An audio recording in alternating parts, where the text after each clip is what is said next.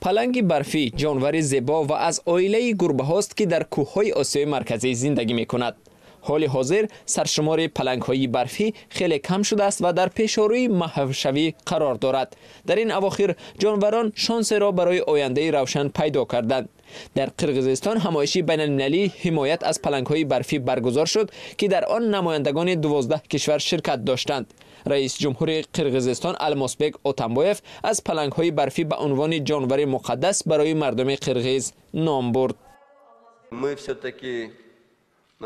ما توانستیم در مورد راه‌اندازی یک لایحه بین‌المللی برای حفظ پلنگ‌های برفی و محیط آنها که با حمایت مالیوی بنیاد گلوبالی زیست محیطی عملی می‌شود توافق نماییم. اگر ما به سازش برسیم، بنیاد گلوبالی زیست محیطی آماده است ما را دستگیری کند. طرح مذکور تلاش‌های همه 12 کشورها را جهت حفظ پلنگ‌های برفی در موضع‌های بلندکوه در بر می‌گیرد.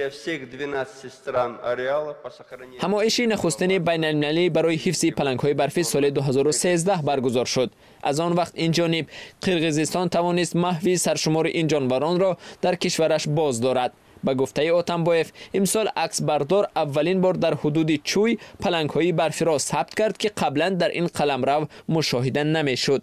نوابسته از آن که در بیشتر کشورها پلنگ‌های برفی زیر حمایت دولت قرار دارند ولی قانونگذاری چندان خوب عملی نمی‌شود و این جانوران هنوز هم تومه شکارچیان می‌گردد. فعلا شماره عمومی این جانوران در طبیعت از 4 تا 6.5 هزار سر حساب شده است.